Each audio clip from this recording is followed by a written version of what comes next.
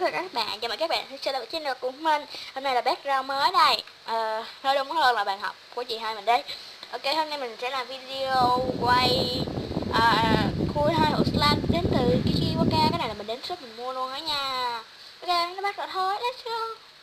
Tiên là hai chai activator mà Kikiwaka slime đã kèm cho mình. Máy quay hơi mờ, điện thoại hơi mờ. Ok, hai chai mà cái Kikiwaka slime nó tặng kèm cho mình rất là nhiều. Và đây là hũ slime đầu tiên mà mình mua. Em này hình như là slime metallic thì phải, nhìn khá là giống màu metallic.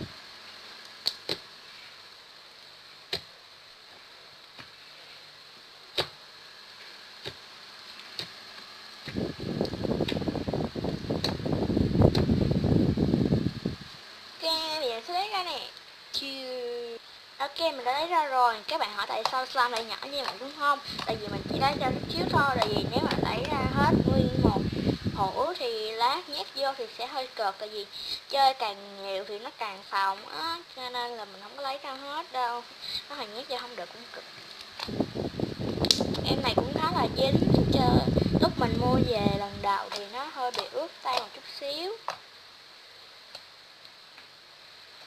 Em này thì lộn, lúc mà mình làm video, thật ra mình đã làm rất là nhiều video để quay slime rồi, nhưng mà thiệt ra là những video đó bị hư cho nên là mình không có đăng lên được.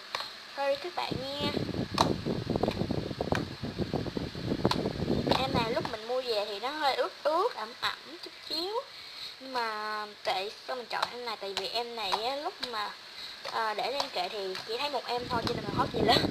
Ok, em này có thua một mùi gì đó mình không biết rõ, nhưng mà nó một mùi nhẹ nhẹ rất là đã. Lúc mình tới thì đã hết những gì làm slime rồi. Ok, tiếp theo thôi.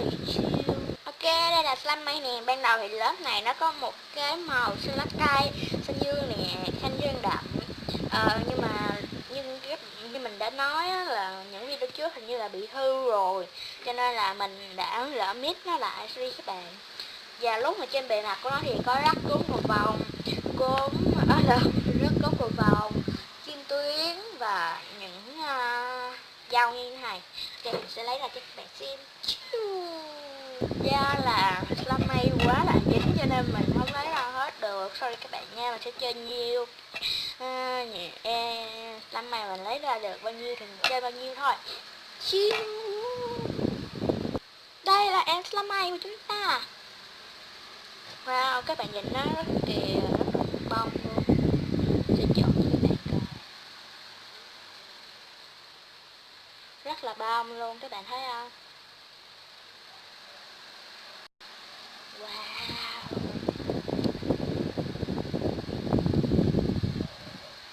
trộn hoài luôn. Rất là bông.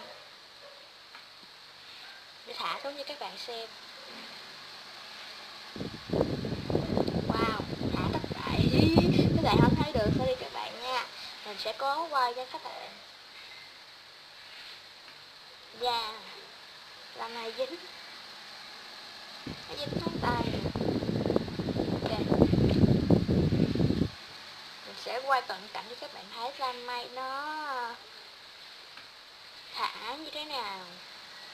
Các bạn đợi xíu nha. Mình đã đổi cái đồ kê máy quay, cái điện thoại chứ, mình thành hai hũ slime.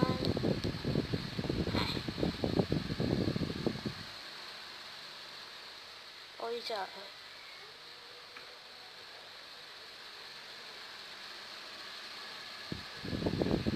Sorry các bạn, do là mình không phải YouTuber thiệt chuyên nghiệp nè, mình chưa người lớn đâu, cho nên mình chưa có tiền để mua máy quay đâu.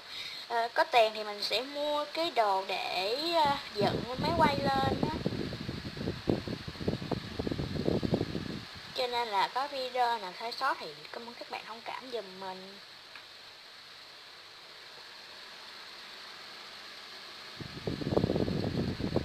Thả nè.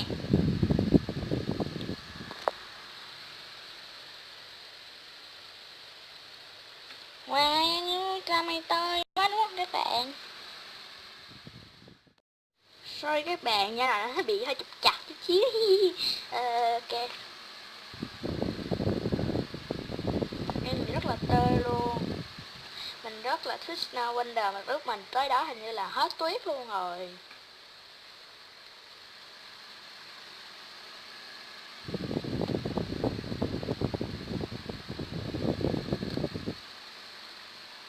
Hả nha.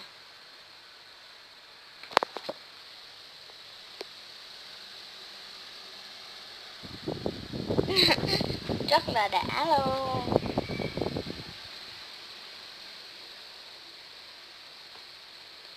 Ok, và video của mình đến là kết thúc rồi. Nếu bạn thích video này hãy like, share, subscribe. Đừng quên rủ bạn đừng có các bạn rồi xem video của mình nữa nha.